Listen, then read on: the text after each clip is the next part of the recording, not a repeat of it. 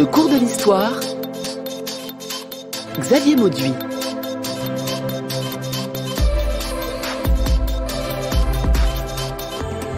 Combien étaient-elles, les Indes? Il y en avait au moins deux, l'Inde occidentale et l'Inde orientale. Mais de quel territoire parle-t-on exactement avec les Indes? Elles nous conduisent en Asie du Sud, du Sud-Est, jusqu'aux Maldives, en Thaïlande, aux Philippines et même en Indonésie. La situation se complique quand Christophe Colomb pense avoir rejoint les Indes en 1492, alors qu'il vient juste de découvrir l'Amérique. En 1735, Jean-Philippe Rameau présente Ces Indes galantes, un ballet héroïque qui lui nous conduit chez les Turcs, les Perses et les Incas. Oui, les Indes sont plurielles. Elles le sont encore au 19e siècle, quand le sous-continent indien est rattaché à la couronne britannique et qu'il devient l'Empire des Indes. Alors, pluriel ou singulier? L'Inde devient l'Inde en 1947, au moment de l'indépendance. Voilà l'Inde singulière, une Inde qui demeure cependant très plurielle.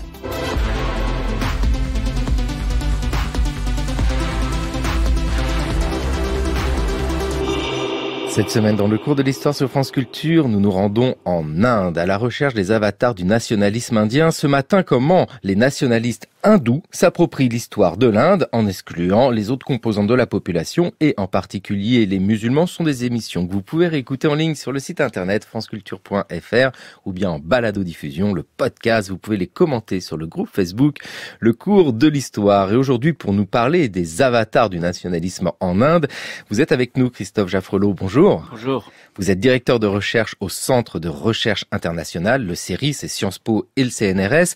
Vous êtes l'auteur d'ouvrages vraiment autour de la question qui nous intéresse aujourd'hui, notamment les nationalistes hindous, idéologie, implantation, mobilisation des années 1920 aux années 1990 et plus récemment de l'Inde de Modi, national-populisme et démocratie ethnique, c'est chez Fayard.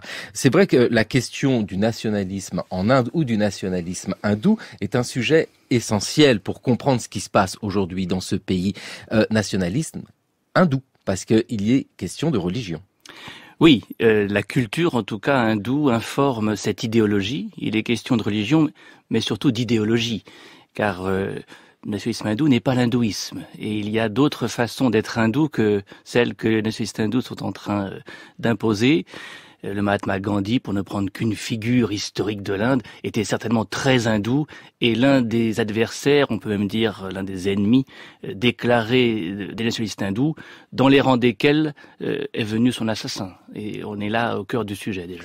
On est au cœur du sujet parce que ce nationalisme hindou, construction politique et idéologie, naît au 19e siècle, traverse le 20e siècle, était encore présent aujourd'hui, mais même plus que jamais puisqu'il est au pouvoir. Et pour nous parler de cette question, aujourd'hui avec nous dans le cours de l'histoire, Claude Markovitz. Bonjour. Oui, bonjour. Vous êtes directeur de recherche émérite au CNRS, vous êtes spécialiste de l'Inde et vous venez de publier De l'Indus à la Somme, les Indiens pendant la Grande Guerre. De l'Indus à la Somme. Mais que venaient faire les Indiens dans cette galère? Voilà, ils étaient membres d'un corps expéditionnaire qui faisait partie de l'armée britannique et qui a donc combattu pendant plus d'un an sur le front du nord de la France et de la Belgique. Et il y avait au total 90 000 Indiens, qui n'étaient pas tous des combattants, mais donc ils ont eu quand même 8 500 morts. Donc c'est un épisode qui est assez peu connu et donc sur lequel j'ai travaillé. Et ce qui est particulièrement intéressant, c'est la correspondance de ces soldats qui a été interceptée par la censure britannique et qui nous donne un aperçu très riche de la manière dont des Indiens relativement ordinaires, lâchés dans un pays dont ils connaissent rien, essayent finalement de comprendre un peu ce qu'est la France, la société française, etc. Ils comprennent. Donc, parfois, le regard extérieur est plus juste que les gens qui sont dans le pays. Et donc, voilà, c'était un peu l'idée de s'intéresser à cela. Eh bien, aujourd'hui, pour expliquer ce qui se passe en Inde, essayer de comprendre ces mouvements, parce que l'actualité nous y porte avec des émeutes en Inde, qui vraiment, aujourd'hui, sont un peu occultées par d'autres actualités, on le voit bien. Nous allons faire cette plongée historique, mais plus que jamais, elle est nécessaire pour comprendre l'actualité en Inde. Et je vous propose de commencer en retournant en 1857. 1857, lors de la révolte des Sipais, à travers un film réalisé par Laszlo Benedek, un film de 1954. C'est bon, vous tous allez dormir. Maindra, restez avec moi. Chaque jour, nous mangeons des chapatis tout pareils. Quelle est la différence? Entre ses mains, Saïb, c'est mauvais signe. Pourquoi? Il fait le messager. Pardonnez-moi, Saïb, si je l'avais su... Mais quel message apporte-t-il? Ils sont beaucoup comme lui. Ils parcourent toute l'Inde et montrent les chapatis comme un signe. Je ne suis qu'un très pauvre homme, Saïb. Je sais seulement que ces messagers disent qu'un jour, une rivière de sang couvrira le pays. Le sang anglais. Pourquoi veulent-ils notre mort? Ils disent que les Anglais veulent voler notre âme. Où avez-vous appris? C'est tout, Saïb. Et quand ce jour viendra, moi aussi, je mourrai. Merci, Mahendra. Allez prendre du repos. Dès demain, nous partirons pour Divanpur. Un extrait du film La révolte des Sipahs de Laszlo Benedek en 1954. Cette révolte des Sipahs est un mouvement de lutte contre la colonisation britannique. Il faut rappeler quelle est la situation de l'Inde au 19e siècle pour comprendre d'où émerge ce mouvement nationaliste hindou. L'Inde est une colonie britannique. Oui, elle est à l'époque encore en possession de la Compagnie des Indes orientales. Elle n'est pas encore passée sous la couronne britannique. Donc c'est une compagnie privée qui administre non pas tout le territoire, car on a laissé pas mal de Maharajas, de Nawabs en place, mais environ 2/5 de ce territoire. Alors cette révolte a été interprétée par certains historiens comme le moment fondateur du nationalisme indien, voire comme une guerre d'indépendance. C'est le titre d'un livre de Savarkar, qui sera l'idéologue en chef des nationalistes hindous ensuite. Or, nous n'avons pas encore de conscience nationale. Nous avons une révolte, le mot pour le coup est bien trouvé, et des Sipahs, c'est-à-dire des hommes en armes, des soldats indiens, musulmans, hindous, qui ont été provoqués par des enjeux symboliques, mais on n'est pas du tout au début, on est encore loin du début d'une conscience nationale qui ne viendra véritablement qu'à partir de la fin du XIXe siècle. Donc, avant cette révolte des Sipahs, donc avant 1857, ce territoire, l'Inde, les Indes, appartient à la Compagnie des Indes orientales, une compagnie commerciale en fait, et la révolte fait un basculement en fait, elle va changer de statut et le territoire est rattaché à la couronne britannique, c'est l'Empire des Indes. C'est ça, c'est en réaction à la façon dont la révolte s'est propagée et dont elle a été réprimée, d'ailleurs d'une façon très sauvage, on peut le dire, que la Chambre des communes fait passer sous l'autorité de la couronne britannique la gestion de cette colonie, et du coup il y aura un vice-roi des Indes qui sera sur place à Calcutta d'abord, à Delhi ensuite, en charge de ce territoire. Christophe Jaffrelot, malgré tout, nous entendons bien qu'il n'y a pas encore cette volonté nationaliste, voire d'identité indienne. C'est étonnant de dire ça. Quelle est la conscience d'être indien? En fait, au milieu du 19e siècle, un Indien se considère appartenir à une partie de l'Inde. Il n'y a pas encore de conscience nationale. Le territoire lui-même est très morcelé. L'Inde a cette spécificité de ne pas avoir connu d'unification impériale d'une manière continue sur des siècles et des siècles. Il y a eu des phases d'unification impériale. La dernière en date, quand les Britanniques arrivent en Inde, c'est l'Empire moghol, bien sûr, qui a été créé au XVIe siècle et qui tient jusqu'au XVIIIe, mais qui n'est pas centralisé, qui, en plus de ça, éclate, se fragmente d'une manière spectaculaire.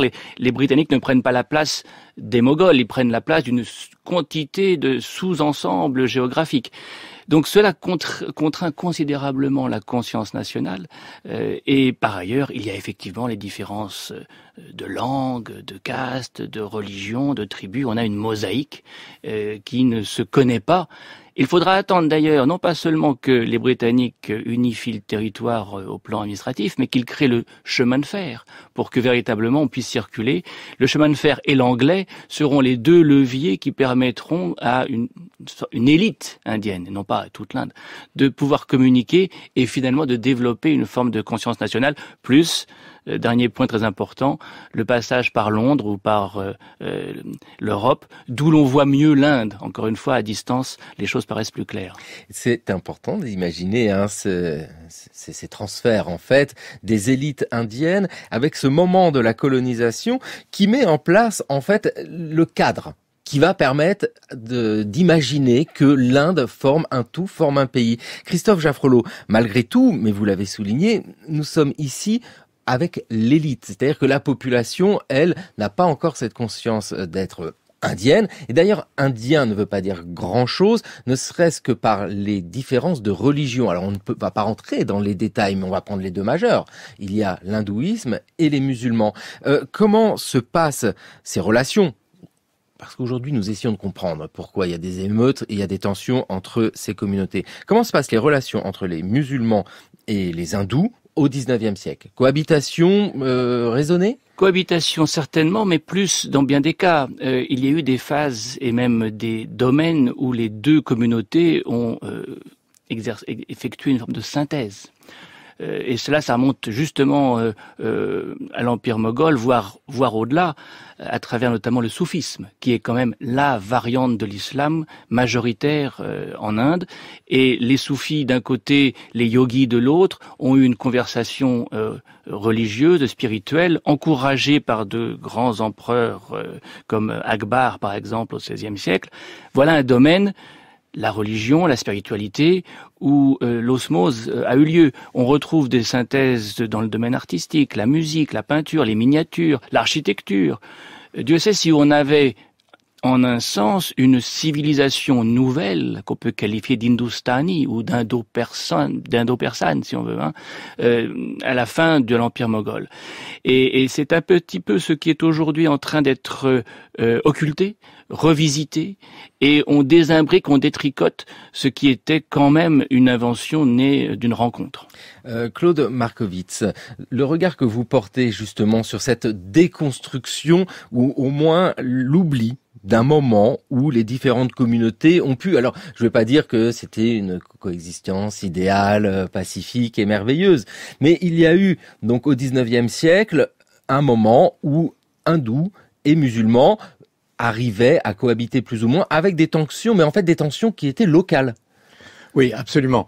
Ceci dit, il faut bien comprendre qu'il y a quand même des conceptions différentes de l'histoire. C'est-à-dire que l'idée qui s'est développée en Inde d'une culture composite pendant la période moghole, c'est une idée qui a dominé, disons, l'histoire séculariste plus ou moins officielle, mais elle a toujours été contestée, d'une part, du côté musulman, par des gens qui ont dit que il y avait en Inde deux nations, une nation hindoue et une nation musulmane, et c'est la théorie des deux nations de Jinnah qui a fondé finalement la partition et la création du Pakistan comme un État spécifique pour les musulmans du sous-continent. Donc il y a d'une part cette contestation du côté musulman, mais il y a aussi une contestation du côté hindou, et cette contestation, elle va se mettre en place très progressivement. Elle ne prend pas une forme très claire pendant plusieurs décennies, où il y a une certaine indifférenciation qui peut exister entre nationalisme indien et nationalisme hindou. Mais en 1923, Savarkar, qui est un ancien révolutionnaire, qui a ensuite été envoyé au pénitencier des îles Andaman et qui a opéré une sorte de conversion, qui reste d'ailleurs un petit peu mystérieuse, vers le nationalisme hindou, va lancer un véritable brûlot, ce pamphlet qui s'appelle Hindutva, et dans lequel il va dire très clairement que le seul nationalisme possible en Inde, c'est un nationalisme hindou. Et il a cette phrase qui est absolument cruciale. Il dit que seuls les hindous peuvent dire que leur Pitri Bhumi, c'est-à-dire leur patrie, et leur Punya Bhumi, c'est-à-dire le berceau de leur religion. Et donc, ceux qui ne peuvent pas dire que leur Pitri Bhumi et leur Punya Bhumi, c'est-à-dire en l'occurrence essentiellement les musulmans et les chrétiens, ne sont pas des hindous, c'est-à-dire ne sont pas des indiens. Et en fait, ils peuvent être éventuellement tolérés, mais ils n'ont aucun droit sur le pays, sur cette terre qu'il appelle Bharatvarsha, qui est le nom traditionnel sanskrit de l'Inde. De l'Inde. C'est vrai que Savarkar, quand il met en place cette notion d'Hindutva, c'est l'hindouité, traduite en français un peu brutalement, la conscience d'être hindou. Et en vous écoutant, Claude Markovits, nous sentons bien que dans le sentiment nationaliste indien, nous évoluons tout doucement vers quelque chose d'hindou, donc il y a de la religion, il faut retrouver ses origines religieuses, plutôt les réinventer. Nous allons écouter le Ramayana, chanté par Penny Chandra Rini.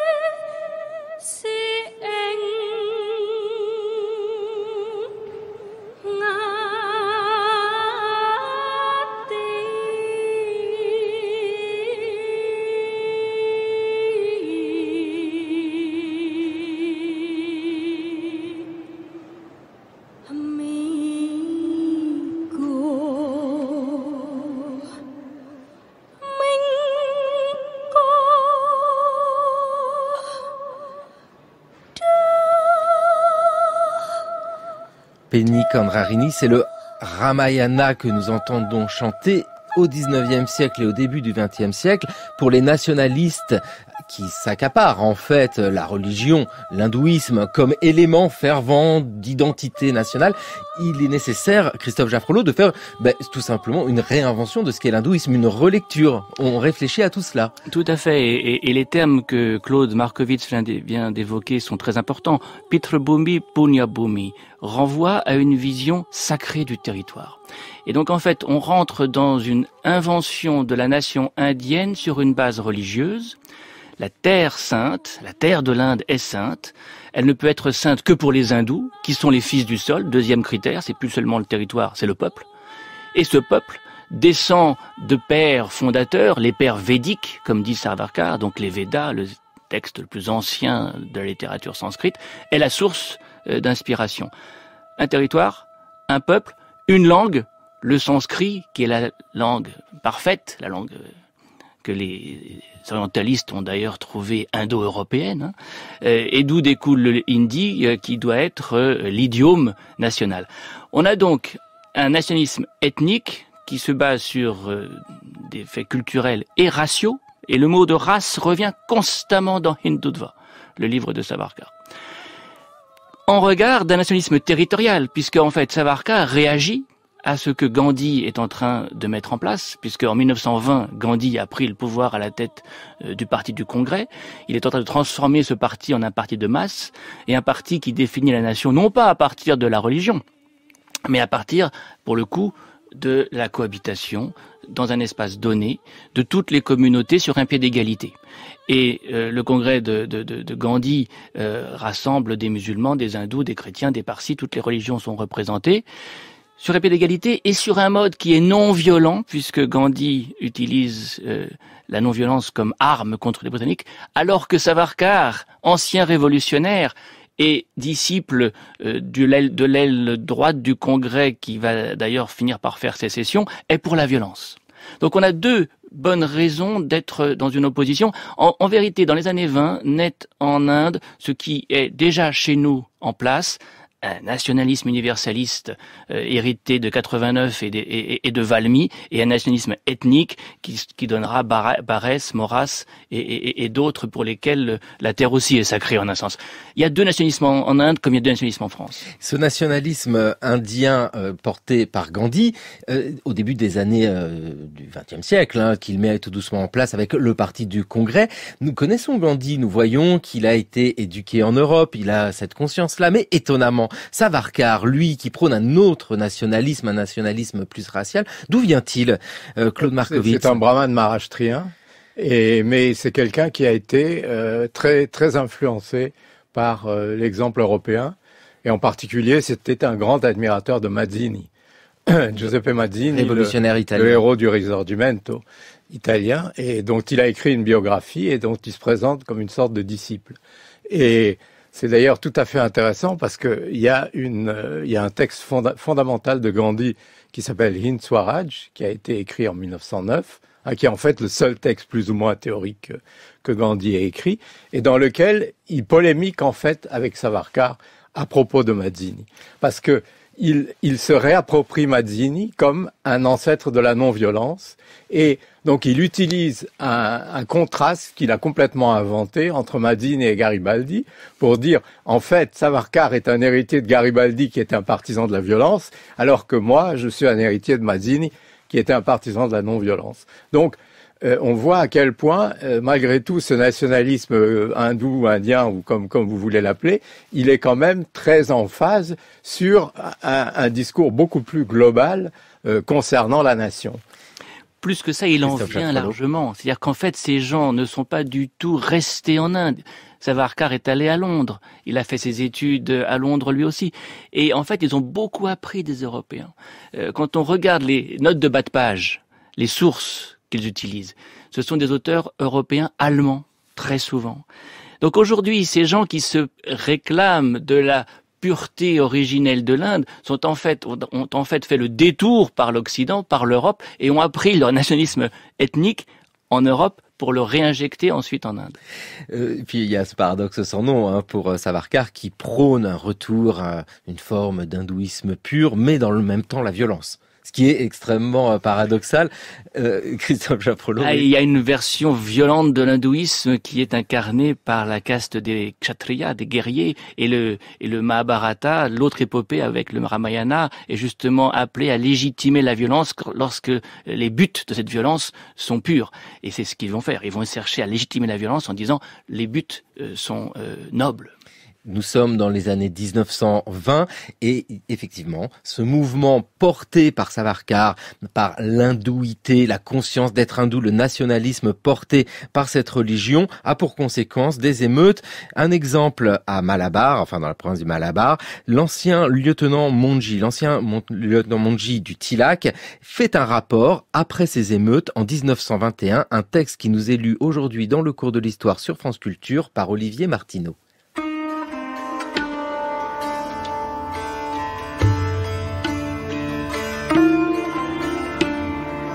Les hindous sont divisés en tellement de compartiments étanches, chacun ayant sa propre culture et vie sociale, qu'il n'existe pratiquement aucun lien entre eux dans le domaine des activités sociales et des civilités concernant la communauté dans son ensemble. De sorte que si un groupe vient à entrer en conflit avec des musulmans, l'autre groupe considère que cela ne vaut guère la peine de se porter à son secours. Par contraste, les musulmans forment une communauté organique, bien organisée et disciplinée sur le plan religieux, de telle sorte que la moindre atteinte portée à quelque partie de la communauté, ou que ce soit, est vivement ressentie à travers toute la communauté. En d'autres termes, il existe chez eux un sentiment communautaire vivant qui est si élevé et puissant qu'ils ne peuvent guère envisager de manifestations publiques distinctes de leurs intérêts communautaires.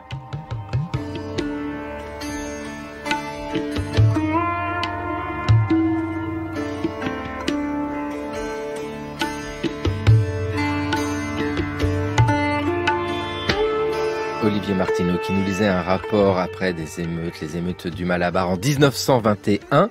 1921, des émeutes. Et dans ce texte, nous entendons bien qu'il y a de la religion, bien sûr. Il est question de musulmans, de communautés également. Jusqu'alors, c'est vrai que les tensions hindous et musulmans pouvaient être locales. Claude Markovitz, en fait, avec la théorisation du nationalisme hindou, d'un seul coup, nous avons quelque chose qui parle à l'ensemble du pays, même si ce n'est pas encore vraiment un pays, nous sommes dans une colonie britannique. Oui, non, mais ce qu'il y a, c'est que ce texte de Monji montre très bien qu'il y a une lecture très particulière des musulmans, qui est faite par les nationalistes hindous.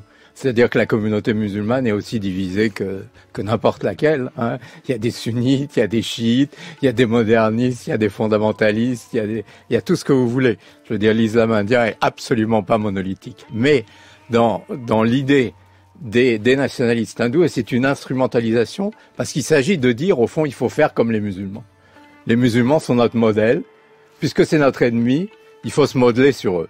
Et donc, on invente un islam monolithique pour justifier un hindouisme monolithique en réponse à cet islam monolithique. Mais on est dans le fantasme, hein. On est dans l'idéologie. Christophe Et Jaffrelot. dans un contexte qui est très important, parce qu'en fait, les émeutes du Malabar en 1921 sont l'une de celles qui vont avoir lieu dans le cadre du mouvement pour le califat, qui est quand même un point de départ important au plan historique. Après la Première Guerre mondiale, le sultan ottoman perd son statut et d'empereur des Ottomans et de commandeur des croyants, de calife. Et à 6000 kilomètres de là, en Inde, on manifeste, les musulmans se mobilisent pour que ce statut demeure parce qu'ils perdent leur référent. Et cela dégénère en émeutes, des émeutes qui vont atteindre aussi les hindous. C'est dans ce contexte, notamment au Malabar, que des hindous ayant subi les émeutes, subi des conversions forcées, eh bien, se remobilisent, réagissent. Munjé vient faire ce rapport, il vient faire une enquête sur place et il fait un rapport. Et non seulement on va avoir du coup l'idéologie, Hindutva, le texte de Savarkar, mais 2 ans plus tard, un mouvement, le RSS, dont Munjé est le parrain littéralement, puisque le fondateur du RSS, Ed Guevara, était son disciple. Et du coup, on passe non pas seulement à une réaction idéologique, mais aussi à une organisation qui est encore là.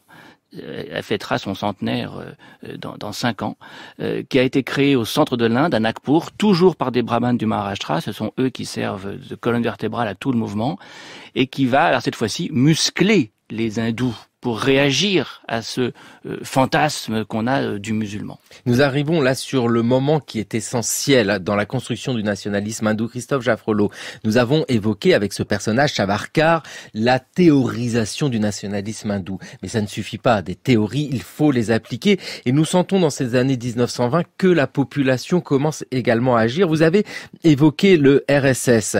Alors, RSS, c'est un mouvement, hein, c'est pas encore un parti politique. Je pourrais me tenter à préciser ce que signifie cet acronyme, le Rastriya Swayam Sevak Sangh, et je l'ai très mal dit. Mais qu'est-ce que c'est? Rashtriya Swayam Sevak Sangh, c'est l'association des volontaires de la nation. Et vous retrouvez une racine indo-européenne, d'ailleurs, un Rashtriya, c'est Reich, hein, c'est l'idée de nation, mais la nation qui est aussi empire, la nation qui n'est pas que l'État-nation, qui est aussi la civilisation de la nation. Un mouvement de volontaires, effectivement, Swayam, qui vont se réunir à partir de 1925 tous les matins avant le lever du soleil, tous les jours après le coucher du soleil, en uniforme. D'ailleurs, ils imitent, un nouveau signe de leur occidentalisme, l'uniforme de la police britannique, calot noir, chemise blanche, short kaki, et le bâton, le fameux lati qu'avaient les policiers britanniques aussi en Inde, pour se former idéologiquement, donc pour des sermons qui reprennent tout ce que Savarkar leur explique sur l'antiquité indienne et hindoue, mais aussi pour des séances de formation physique. Donc on est parfois à la limite du boy scoutisme. Les enfants y vont dès l'âge de 7 ans, ils apprennent la discipline, ils apprennent l'ordre, ils apprennent les arts martiaux, mais peu à peu, ils musclent et leur esprit et leur corps, et ça va être ainsi que le RSS va se développer et essaimer à travers toute l'Inde, envoyant ses pracharak, envoyant ses volontaires, ses cadres aux 4 coins du pays. Claude Markovitz, est-ce que l'on pourrait dire dans ces années 1920, 1930 et même encore après qu'il y a 2 mouvements nationalistes en Inde? Il y a celui de Gandhi, disons-le tout de suite, c'est celui qui a réussi. Il y a un autre mouvement, le nationalisme hindou, qui est très important, qui est très influent, mais qui n'est pas celui qui va avoir réussi. Je caricature de façon à ce que vous puissiez nuancer. Mais en fait, ce mouvement à l'époque, il est quand même très minoritaire. Il faut pas penser trop rétrospectivement. Je veux dire, il n'a pas une ampleur très grande. Il n'a pas malgré tout de base de masse. Hein. Oui, c'est le parti du Congrès qui domine. Il est limité aux hautes castes de la société hindoue, et il a des ancrages assez régionaux quand même. Maharashtra, Inde du Nord, et il a certains liens avec d'autres mouvements, par exemple l'Arya Samaj, qui est une secte hindoue réformiste qui est dans l'Inde du Nord, il y a un lien assez fort entre RSS et Arya Samaj, et le RSS va en partie se développer sur la base de l'Arya Samaj, mais ça reste un mouvement très minoritaire. Ça reste un mouvement très minoritaire et qui, par exemple, n'est pas considéré par Gandhi comme très important. Et d'ailleurs, Gandhi, pendant longtemps, n'a pas polémiqué avec les nationalistes hindous. Il a même parfois dit des choses plutôt sympathiques à leur égard, etc.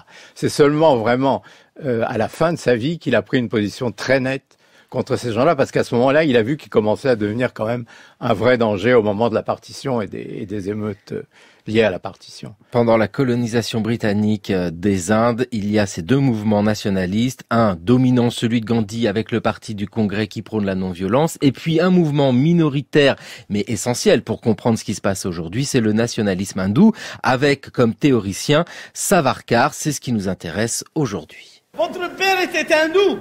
Hindou, oui. Oui, votre grand-père. Hindou. Et votre arrière-grand-père. Hindou. Voilà. France Culture, le cours de l'histoire, Xavier Mauduit. Petit clin d'œil au tsar Rabindranath Duval, Pierre Dac et Francis Blanche, hindou, indur. Aujourd'hui, dans le cours de l'histoire, nous essayons de comprendre les composantes du nationalisme indien, les avatars du nationalisme indien qui expliquent qu'aujourd'hui encore, il y a des émeutes en Inde. Le moment important dans cette histoire de l'Inde et le moment incontournable est 1947, au moment du nouveau statut des Indes. Petit passage par les actualités françaises, le 19 juin 1947.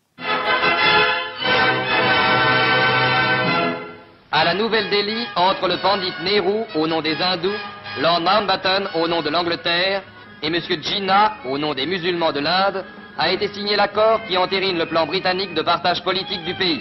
Désormais, les deux Pakistans de l'Ouest et de l'Est grouperont 106 millions de musulmans. Et l'Hindoustan, avec ses quelques 110 millions d'hindous, entourera les États libres des princes. Heure historique. L'Inde, qui depuis 3 siècles vivait unie, tourne une page. L'Inde qui vivait unie tourne une page. On pourrait nuancer l'Inde qui vivait unie. En tout cas, l'Inde est partagée désormais entre un Pakistan et puis une Inde. Dites-nous, Christophe Jaffrelot, à ce moment-là, 1947, c'est le parti du Congrès, c'est Gandhi qui sont évidemment à l'honneur. C'est eux qui ont remporté cette bataille, la lutte pour échapper à la colonisation britannique. Qu'en est-il des nationalistes? Ou pour le dire autrement, à quel moment le nationalisme hindou arrive à reprendre la main et à devenir un acteur politique en Inde? Cela se passera beaucoup plus tard. On peut considérer qu'il faut attendre les années 80, en vérité, pour voir le nationalisme hindou devenir une force politique majeure. Mais c'est un tournant quand même, cette partition de 47, parce que du fait des émeutes, notamment au Pendjab, qui est coupé en deux, les hindous cherchent des protecteurs. Et les gens du RSS, disciplinés, armés, même si c'est à l'arme blanche, apparaissent comme des protecteurs. Et le nombre de recrues du RSS augmente considérablement dans ces années 47-48. On est à 600 000 personnes, dit-on, du côté du RSS à ce moment-là, ce qui n'est pas négligeable. L'un d'entre eux, Nathuram Godse, sera celui qui assassinera le Mahatma Gandhi en janvier 48. Et du coup, en réaction, Nehru interdira le mouvement, mettra 20 000 de ses militants derrière les barreaux, et il y aura là un trou d'air pour le RSS. Et du coup, ce qui pouvait apparaître comme une croissance se trouve arrêté. Ça les amène aussi à faire une chose très importante, à se doter d'un parti politique en 51, considérant que pour être défendu dans l'enceinte parlementaire, il faut qu'il y ait des voix et que ces voix ne peuvent être que celles de leur parti politique. Et c'est le moment où on crée le Jana Sangh, qui est l'ancêtre du BJP, aujourd'hui au pouvoir en Inde.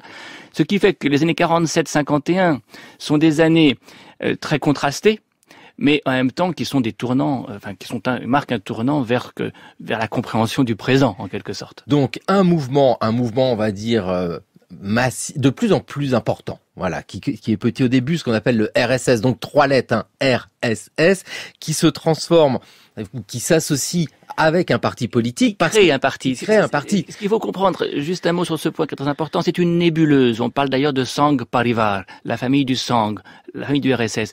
Parce que ce RSS va créer un parti politique, un syndicat ouvrier, un syndicat étudiant, des quantités de mouvements qui seront des succursales, qui seront dirigés chaque fois par des cadres du mouvement. Narendra Modi, aujourd'hui Premier ministre de l'Inde, est l'un de ceux-là, un cadre qui fait œuvre de célibat, qui ne se consacre qu'à l'organisation. Et donc c'est une nébuleuse dont le parti de 51 est l'une des composantes. Voilà, le Jana Sangh, le parti de 1951. Alors ce parti évolue pour donner en fait le parti qui est aujourd'hui au pouvoir. Il y a une vraie continuité que nous tissons dans le cours de l'histoire aujourd'hui sur France Culture, parce que c'est ce qui nous intéresse. C'est un cas d'école presque d'instrumentalisation de l'histoire pour se justifier. Et c'est vrai que si nous regardons, Claude Markovits, cette création d'un parti politique, nous sommes sur un parti politique qui, pour être compris, nous a obligés à regarder ce qui se passait à la fin du 19e siècle, au début du 20e siècle. Oui, il y a un fil, incontestablement, mais en même temps, bon, ce sont des avatars assez compliqués. Alors, ce qui est intéressant, c'est qu'en fait, on voit que derrière, ils ont, de même qu'ils avaient le modèle musulman à l'esprit, ils ont le modèle communiste à l'esprit. Sauf que ici, c'est l'organisation culturelle qui crée les filiales et c'est pas le parti qui domine. Donc, alors que dans la nébuleuse communiste, c'est toujours le parti qui est au centre. Là, c'est l'organisation culturelle qui n'est pas une organisation politique. Donc, il peut toujours dire que nous, on n'est pas directement impliqués dans ces affaires politiques. Elle a une certaine capacité, disons, de se mettre en retrait quand elle estime que c'est nécessaire. Et donc là, il y a un jeu qui est assez particulier et ça marche assez bien parce que on voit la naïveté des observateurs de l'extérieur qui souvent ne comprennent pas que le RSS est la source de tout et que si on veut comprendre le mouvement, il faut se référer au RSS. Les autres ne sont que des filiales. Et donc, c'est pour ça qu'on a vu, par exemple, la presse internationale faire un éloge de Modi quand il est arrivé au pouvoir avec un programme de libéralisme économique, etc.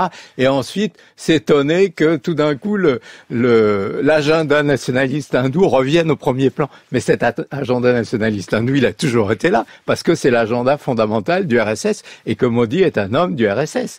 Et le RSS est extrêmement déterminé à réaliser son plan de transformer l'Inde en un État hindou, dans lequel les non-hindous seront éventuellement tolérés, mais comme des citoyens de seconde zone. Et ça a été très clairement exprimé dès la fin des années 30 par Golwalkar, le numéro 2 du RSS, qui est ensuite devenu le numéro 1, qui a dit « Les musulmans ne peuvent pas espérer être des citoyens. Ils n'ont pas de droit dans ce pays. On peut les tolérer à condition qu'ils adoptent un profil bas, mais il n'est pas question qu'ils aient des droits politiques. Christophe Jaffrelot, quand vous regardez ce qui vient de se passer en Inde et notamment cette loi qui impose pour avoir la nationalité d'être hindou, vous vous dites en fait ce RSS, ce mouvement nationaliste hindou, a obtenu ce qu'il voulait, ou en tout cas, il avance tout doucement vers un plan qui est créé depuis le début du XXe siècle. Tout à fait, le plan dont parle Claude Markovits, l'idée de créer un pays où il y ait des citoyens qui soient plus égaux que les autres, comme dirait George Orwell. On a effectivement cette grosse nouveauté, cette grande nouveauté l'an dernier avec l'amendement à la loi sur la citoyenneté, alors qui ne dit pas que seuls les hindous peuvent être citoyens, qui dit quelque chose d'un peu plus compliqué mais d'un peu plus intéressant. Les non-musulmans, réfugiés d'Afghanistan, de Bangladesh et du Pakistan sont éligibles à la citoyenneté indienne. C'est encore plus intéressant parce que ça veut dire que les Parsis, les Sikhs, même les chrétiens peuvent devenir plus facilement citoyens que les musulmans. Oui, là on arrive à une nouvelle étape, une étape importante qui fait que alors qu'on avait de fait une citoyenneté à deux vitesses, on va doucement vers une citoyenneté à deux vitesses de droit, de jure. Et le recensement de 2021 qui se prépare va être accompagné d'un autre recensement, le National Population Register, qui aura justement pour objectif de vérifier que tout le monde a ses papiers. Et quand des non-musulmans n'auront pas leurs papiers, ils pourront être éligibles à cette citoyenneté. Par contre, les musulmans, que va-t-il leur arriver? On voit des camps de détention se construire, notamment en Assam. L'avenir immédiat va s'écrire sur ce mode. Et c'est un mode assez sombre, et nous allons donner un exemple justement, et un exemple concret de l'histoire manipulée en allant. Alors, je ne sais pas si je dois dire un temple ou une mosquée, parce que c'est un peu les deux. Nous allons voir ça en 1992. C'était le journal de la première chaîne de la télévision française qui évoquait des émeutes à Aodia. Émeutes et violences se poursuivent ce soir dans plusieurs grandes villes indiennes, notamment Bombay et Bhopal, et elles ont gagné dans la journée les pays voisins. En Inde, des centaines de personnes ont déjà été tuées lors d'affrontements entre émeutiers, ou bien avec les forces de l'ordre. Les policiers sont ce soir autorisés à tirer à vue sur les manifestants. Ces violences ininterrompues depuis 48 heures ont débuté dimanche soir ici, à Ayodhya, dans le nord de l'Inde. Des milliers de fanatiques hindous ont pris d'assaut puis détruit la mosquée de la ville. Cette mosquée a toujours été l'objet d'affrontements entre les deux communautés. Les hindous affirment qu'elle est érigée à l'endroit même où naquit un de leurs principaux dieux, Rama. Depuis 3 ans, les affrontements sont monnaie courante autour du lieu de culte. Ils ont déjà fait des centaines de morts et amené au pouvoir dans cet état de l'Uttar Pradesh un parti ultranationaliste hindou, le BJP, qui est devenu par la même occasion le premier parti d'opposition en Inde. Pour tenter de calmer la situation, le gouvernement indien a fait évacuer ce soir les abords de la mosquée d'Ayodhya. Désormais, ce sont les forces de l'ordre qui occupent le site et les autorités ont promis de reconstruire la mosquée. Avec la mosquée d'Ayodhya, nous sommes au nord de l'Inde et là, c'est un reportage de 1992 au moment des meutes. Et dans le reportage, il est clairement, encore une fois, évoqué cette épaisseur temporelle nécessaire pour comprendre le présent. C'est une mosquée du XVIe siècle. Claude Markovitz, qu'est-ce que c'est que cette mosquée qui est en fait un temple d'une divinité indienne? En fait, tout cela est reconstruction. Oui.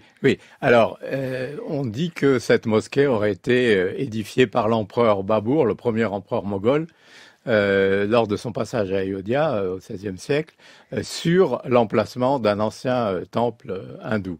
Ceci dit, il n'y a jamais eu de preuve que cette mosquée a été... D'abord, on ne sait pas si c'est Babur qui a réellement fait construire la mosquée, parce qu'on n'a pas de documents qui le prouvent. C'est simplement, la légende locale qu'il voulait. Et ensuite, on n'a absolument pas de preuve non plus qu'il existait un temple hindou sur le lieu. Alors, ceci dit, c'est vrai que beaucoup de temples hindous ont été détruits pendant la période de domination musulmane. Il faut ajouter quand même que souvent des temples hindous étaient aussi détruits par des souverains hindous ou par des souverains bouddhistes, etc. Donc, mais c'est vrai qu'il y a eu beaucoup de destruction de temples, mais on n'a aucune preuve que dans ce cas-là, c'est ce qui s'est passé. Donc, mais il y a cette légende suivant laquelle le temple aurait été construit sur le lieu de naissance de ce grand dieu de l'hindouisme qu'est Ram, ou plutôt ce qu'il est devenu. Parce que justement, le RSS a toujours cherché à faire de Ram la figure centrale de l'hindouisme. Alors, ce moment particulier des émeutes de 1992 ne se comprend que sur la longue durée, et ce lieu même précisément, Claude Markovitz, c'est un lieu de tension locale entre les musulmans et les hindous qui, en fait, par ce mouvement nationaliste, le RSS, est porté au nu pour devenir, mais vraiment, l'étendard de la lutte des hindous pour faire de l'Inde un pays uniquement hindou. Oui, et c'est un lieu que les hindous investissent d'une sacralité particulière, de façon totalement arbitraire. Mais il faut savoir que pour les musulmans, c'est juste une mosquée parmi d'autres. Hein. Ça n'a aucune sacralité particulière. Mais en réaction, c'est devenu aussi un symbole important pour les musulmans. Donc l'idée de reconstruire la mosquée s'est imposée comme un programme pour une partie de la communauté musulmane, alors que la reconstruction de ce temple était devenue un peu l'étendard des nationalistes hindous. Il faut remarquer que quand ils étaient au pouvoir, ils se sont bien gardés malgré tout de reconstruire ce temple, parce qu'en fait, ça leur permet de garder la blessure ouverte, si j'ose dire, ce qui est toujours très intéressant. Et d'ailleurs, on a bien vu que les pogroms du Gujarat de 2002 étaient liés en fait au retour d'un certain nombre de gens de ce qu'on appelait les Karsevak depuis Ayodhya, et c'est ça qui a servi de prétexte à ces pogroms dans lesquels 2000 personnes ont été tuées à Ahmedabad en 2002. avec cette idée d'une utilisation de l'histoire, une reconstruction de l'histoire, dont les Indiens, donc la population, n'est pas particulièrement consciente. La majorité des Indiens, en fait, n'ont pas accès à l'histoire, notamment à l'école, comme nous pouvons l'avoir aujourd'hui. Ça permet aussi, ça facilite aussi la manipulation, l'utilisation, l'interprétation de l'histoire. Oui, c'est-à-dire qu'on n'a pas un système scolaire centralisé du type français où il y aurait un seul type de manuel, etc. Et donc une vision, disons, étatique de l'histoire du pays. Donc il y a eu... donc, si vous voulez, d'une certaine façon, ça facilite aussi la tentative du courant nationaliste hindou d'imposer leur propre conception de l'histoire. Et bon, parce qu'il faut savoir qu'ils ont tout un système d'école à eux, qui s'est énormément développé et dans lequel ils propagent une version de l'histoire qui est donc qui reproduit leurs propres idées et donc qui aboutit en fait à une sorte d'amnésie concernant tout le pan islamique de l'histoire de l'Inde, qui est quand même tout à fait important. C'est essentiel. Et Claude Markovits, vous, quand vous étudiez l'Inde, vous regardez les travaux des historiens, des historiennes en Inde. Est-ce qu'il y a la volonté de porter des travaux qui ont un regard objectif sur l'histoire du pays ? Oui, alors on a l'histoire est un champ de controverses interminable et le problème, si vous voulez, c'est que il y a un champ de controverses académiques qui se déroule largement en anglais, hein, et dont l'essentiel de la population n'a pas vraiment connaissance. Et puis il y a des visions plus populaires de l'histoire qui se diffusent plus par des ouvrages en langue vernaculaire ou de façon même plus orale et qui souvent donc sont le véhicule favori des nationalistes hindous pour répandre leur version de l'histoire. L'instrumentalisation de l'histoire, presque un cas d'école, hein, ce nationalisme hindou, l'utilisation de l'histoire et du passé pour justifier l'arrivée jusqu'au pouvoir, mais ce qui est le cas actuellement. Donc un regard à porter toujours, vu que l'actualité bouge énormément en Inde avec des émeutes en ce moment. Merci beaucoup Claude Markovits, merci beaucoup Christophe Jaffrelot. Mais il est l'heure dans le cours de l'histoire de retrouver Anaïs Kien avec son journal de l'histoire.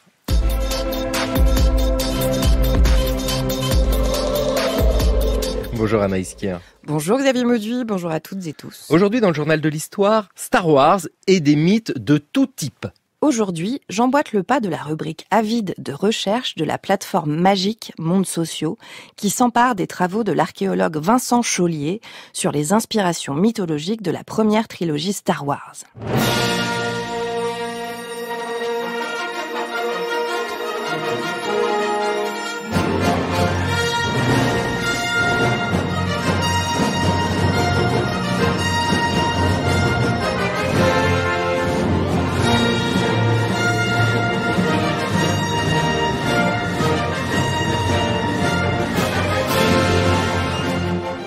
À la sortie de la Guerre des Étoiles en 1977, pas facile de déceler derrière cette trame de science-fiction en passe de devenir un classique du genre, un autre classique bien plus académique, Le héros aux 1001 visages de Joseph Campbell, paru en 1949. George Lucas y puise son modèle narratif en s'inspirant de toutes les littératures mythologiques, parmi lesquelles Oedipe, l'Odyssée et plus médiévale, la quête du Graal. Des mythes qui confrontent tous un héros en quête d'initiation à une série d'épreuves. Jusqu'ici, rien de bien étonnant, c'est l'hybridation des multiples sources d'inspiration qui fait l'identité singulière de sa signature.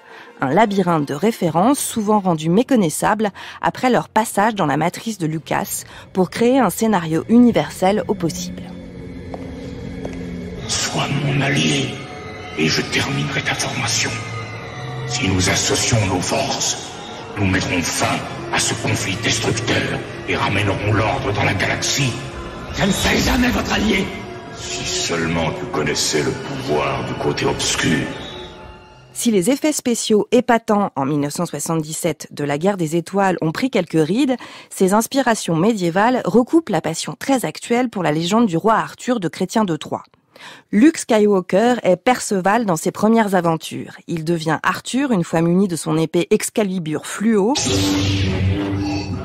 bientôt flanqué de Han Solo, le Lancelot de soap opéra, en mission pour délivrer la princesse, non pas Guenièvre, mais Leia, qui a de faux airs d'Hélène de Troie, flanquée d'un costume aux allures de toge romaine, avant de finir en toute petite tenue, une fois réduite par Jabba the Hutt en esclavage, un déshabillé inspiré des pin-up en Cléopâtre de papier glacé des années 50, repéré dans les pages de Life Magazine.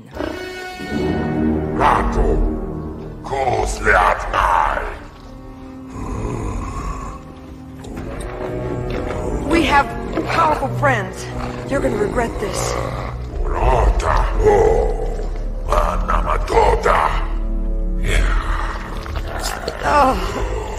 Vous l'aurez compris, les emprunts à tous les registres mythologiques pullulent dans Star Wars et le jeu de repérage se fait ardu.